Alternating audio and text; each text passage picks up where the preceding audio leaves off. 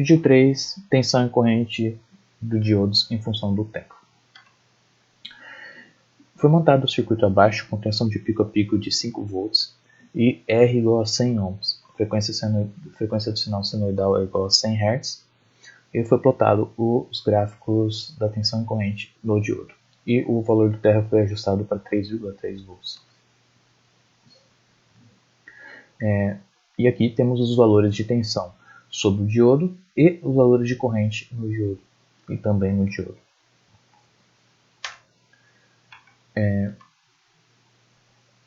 Em seguida, foi pedido para gerar uma curva corrente do diodo versus tensão do diodo e indicar os valores de tensão de condução direta e reversa. E aqui temos como todos os gráficos do diodo eles estão invertidos horizontalmente e verticalmente. O valor de condução reversa, ao invés de dar aqui neste lado, se dá neste ponto, em 3,6 volts é o ponto de tensão reversa, a tensão de condução reversa. E a tensão de condução de polarização direta é igual a 1,15 volts. O ponto onde o resistor, o ponto onde o diodo Zener pode ser usado como um regulador de tensão é exatamente o ponto, é a tensão de condução reversa, ou seja, 3,6 volts. Usando como exemplo o primeiro gráfico do diodo,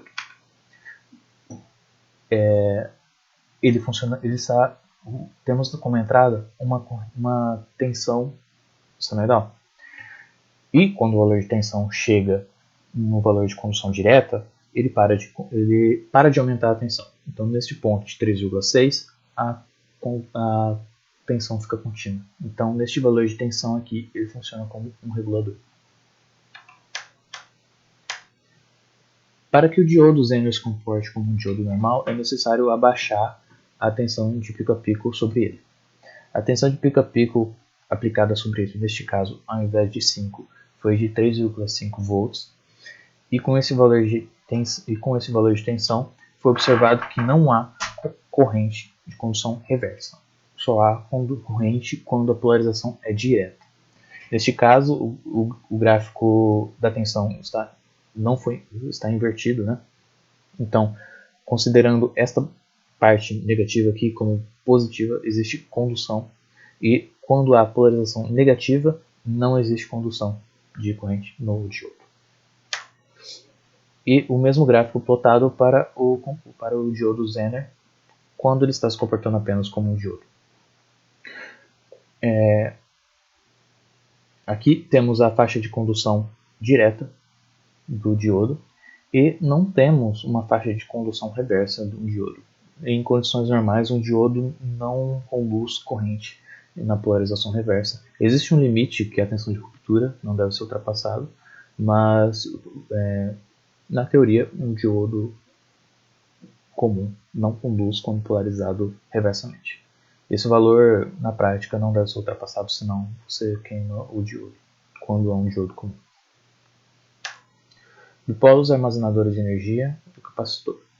Respostas de degrau, constante de tempo e defasagem. Foi calculado o valor da constante tal para o circuito RC série, onde o capacitor é igual a 0,1 micro, e o resistor é igual a 1 kΩ. A constante tal é igual a R vezes C, que dá 1 vezes 10 a menos 4. Foi montado o circuito abaixo, o circuito RC série, e foi medido a tensão sobre o resistor e a tensão sobre o capacitor, qual foi alterado os locais do capacitor e do resistor, no caso A e no caso B. Então, aqui temos a tensão sobre o resistor para esse circuito RC série e a tensão no capacitor para o mesmo circuito. Como ficariam as curvas observadas quando o capacitor é 10 nano, ou seja, 10 vezes menor? O comportamento observado foi o seguinte: a tensão sobre o resistor ela está muito mais estreita, né? E a tensão sobre o capacitor está bem mais larga, e o ponto de observação é a duração do transitório. A duração do transitório está bem menor devido à capacitância do capacitor está bem reduzida.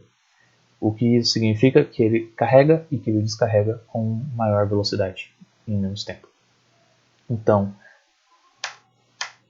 a interpretação física que pode se dar ao capacitor, tanto no início do transitório quanto no fim do transitório, é que no início do transitório, o capacitor ele se comporta como um curto. Portanto, a tensão sobre o resistor ela é máxima.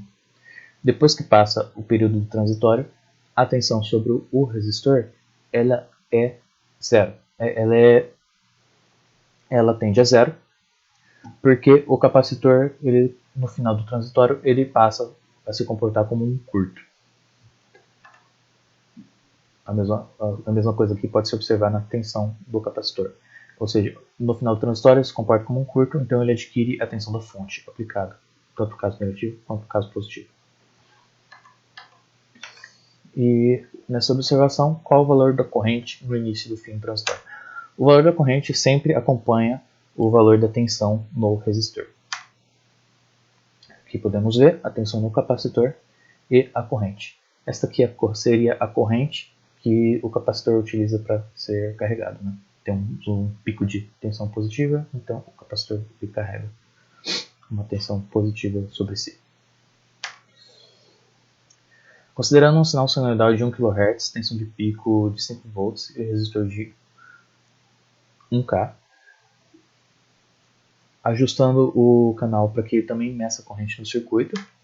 Então temos aqui o sinal de tensão e o sinal da corrente. Não foi possível deixar o sinal mais suave do que este aqui. Então o valor de pico a pico da corrente neste caso foi de 1,6 mA, RMS, o valor eficaz de 0,45 mA. E a defasagem observada entre a tensão e a corrente, observada no osciloscópio, fazendo o cálculo, primeiro se calcula qual é a reatância capacitiva, e a partir disso se calcula o θ, que é arco tangente de XC sobre R. Isso nos dá uma defasagem de 86,4 graus.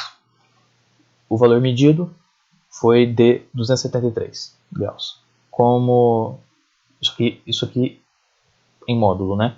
Então 360 menos 273 é igual a 87. 87 graus comparado com 86,4 graus, o valor medido e o valor calculado estão bem próximos. Na realidade, as figuras I de T não mostram a corrente, mas sim a tensão no resistor.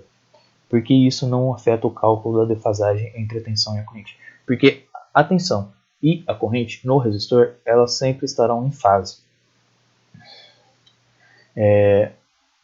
Como a resistência no resistor não possui fasor, a tensão sobre o resistor vai adquirir o mesmo fasor da corrente que passa sobre ele.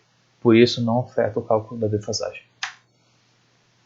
Variando a frequência de 1 até 10 kHz, observe-se variação na amplitude e também a variação na defasagem. Dada a expressão da defasagem em função da frequência, observe-se neste plot que, conforme a frequência vai aumentando de 1000 a 10.000 Hz, é observado que a defasagem diminui. Vamos ver se isso condiz. Aqui temos para 1 kHz, defasagem de 86,9. Aqui temos para 2 kHz, defasagem de 83 graus. Aqui temos para 4 kHz, defasagem de 75,8 graus. Aqui para 8,3, defasagem de 67,6. E aqui temos para 10 kHz, defasagem de 61. Em todos estes casos, foi observado, conforme a frequência vai aumentando, a amplitude da corrente vai sempre aumentando.